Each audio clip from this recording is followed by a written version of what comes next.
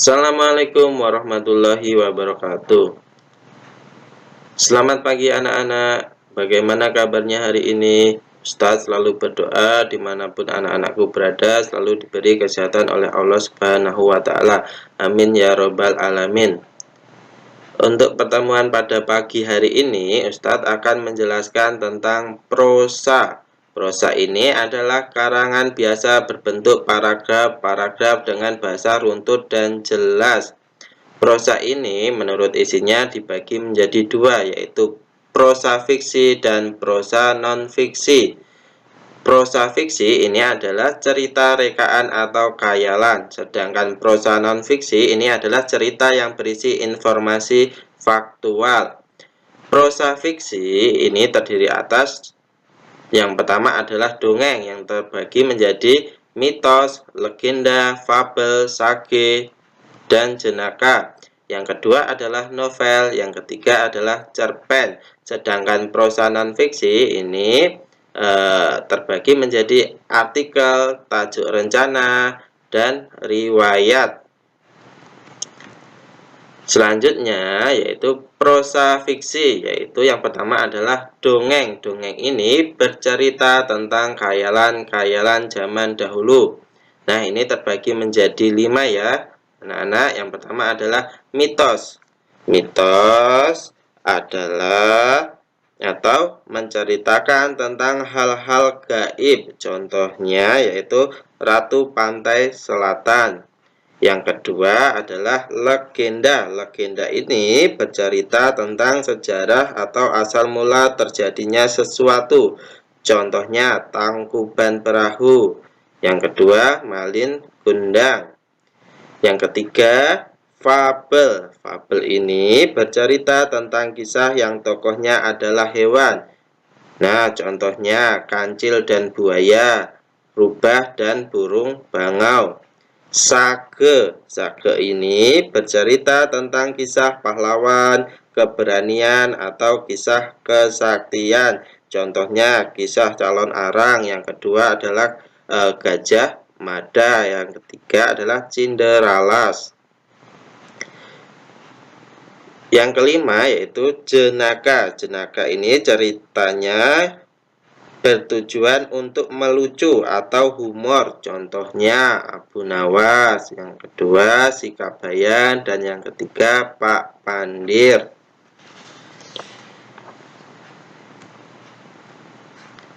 Yang kedua yaitu novel. Novel ini ceritanya yang panjang tentang suatu kehidupan. Contohnya ada Laskar Pelangi, Sang Pemimpi.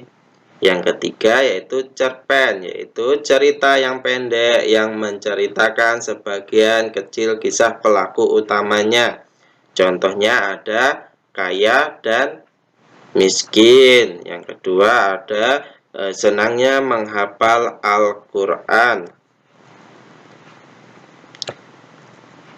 Yang berikutnya Ustadz akan menjelaskan tentang prosa non-fiksi. Prosa non-fiksi ini terbagi menjadi 3, yaitu ada artikel, tajuk rencana, dan riwayat. Artikel ini adalah karangan yang berisi uraian. Contohnya ada virus corona. Yang kedua tajuk rencana. Tajuk rencana ini adalah karangan yang bersifat argumentatif yang ditulis redaktur media massa mengenai hal-hal faktual. Contohnya yang pertama siapa suruh datang ke Jakarta. Yang kedua yaitu menghentikan pembahasan RUU HIP. Selanjutnya yaitu riwayat.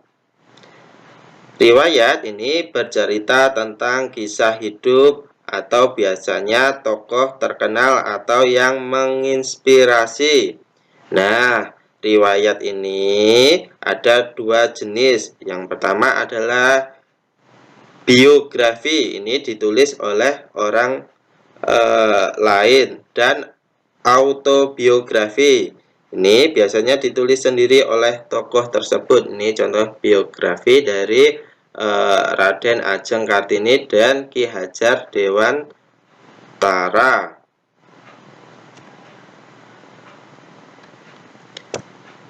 Selanjutnya, Ustadz akan menjelaskan tentang cara mengubah teks puisi menjadi prosa. Sebuah puisi dapat diubah menjadi sebuah prosa agar mudah dipahami. Pengubahan ini disebut parafasa. Puisi yang diparafasakan hanya diubah bentuknya, sementara isi dan maknanya tetap. Mengubah puisi ke dalam prosa dapat dilakukan sebagai berikut. Yang pertama yaitu membaca puisi secara berulang-ulang sampai kamu mengerti maksudnya. Yang kedua, mengartikan kata-kata yang sulit dimengerti. Yang ketiga, merangkai kata-kata menjadi sebuah kalimat yang runtut. Contoh puisi yang akan dirubah menjadi prosa. Ini puisi dengan judulnya yaitu Setapak Langkahmu Itu Kenangan. Hidupmu adalah rotasi dirimu, selalu berputar, mendatangi dan meninggalkan cercahan rasa dalam kalbu. Memulai atau meniadakan adalah maumu, sebab setapak langkahmu itu kenangan. Kenangan yang tersimpan rapi sebagai prasasti. Alurmu, dirimu adalah pemilih takdir atas alur hidupmu. Menjadi yang tersanjung, menjadi yang terbelatih, itu keputusanmu. Hiduplah pada alur yang kau pilih, sebab kehidupan takkan menantimu yang hanya diam tersendu. Ini karya dari Nur Hafizki. Nah, untuk sebelum merubah menjadi prosa ini, anak-anak yang pertama harus membaca secara berulang-ulang. Yang kedua, mencari kata yang sulit atau kata yang belum dimengerti. Kemudian mencari dalam kamus bahasa Indonesia artinya tersebut. Contohnya adalah rotasi. Rotasi ini yaitu berputar ya anak-anak supaya tahu. Yang kedua yaitu kalbu. Kalbu ini artinya adalah hati. Yang ketiga adalah prasasti. Prasasti ini adalah tentang peninggalan. Nah, kalau sudah semuanya, tinggal dirubah saja menjadi prosa. Nah, puisi tadi dirubah menjadi prosa menjadi: hidupmu adalah perputaran yang pasti akan terjadi dalam dirimu. Selalu berputar, mendatangi dan meninggalkan sedikit rasa di dalam hati.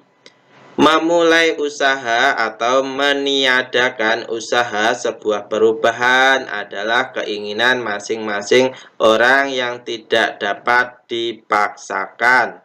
Sebab setiap langkahmu di masa lalu itu adalah sebuah kenangan.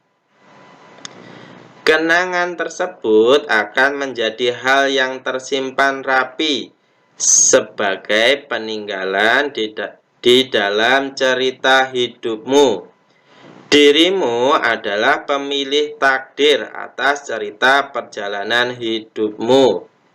Menjadi yang akan dipuji. Nah, tersanjung ini maknanya artinya sama dengan dipuji, dibanggakan, dan tangguh. Sedangkan terbelatih ini artinya tajam seperti belatih adalah sebuah keputusan yang dapat kamu pilih dan wujudkan dengan usahamu.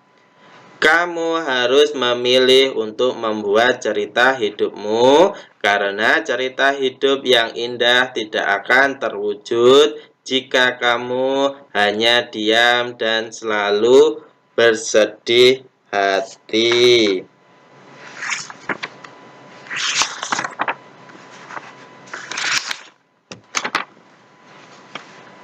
Nah, anak-anak sudah tahu ya sekarang.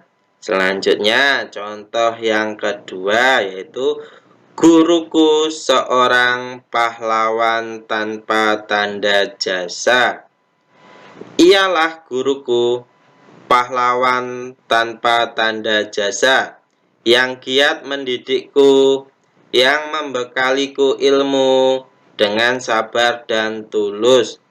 Senyummu memberikan semangat bagi kami untuk menyosong masa depan yang lebih baik. Setetes peluhmu menandakan sebuah perjuangan yang amat besar untuk murid-muridnya. Terima kasih guru. Perjuanganmu sangat berarti bagiku. Tanpamu ku tak akan tahu tentang dunia ini. Akan selalu kupanjatkan doa terbaik untukmu. Terima kasih guruku. Nah, anak-anak, setelah membaca secara berulang-ulang sampai anak-anak mengerti, kemudian yaitu langkah yang kedua yaitu mengartikan kata-kata yang sulit dimengerti. Contohnya setetes peluhmu ini artinya sebagai setetes keringat.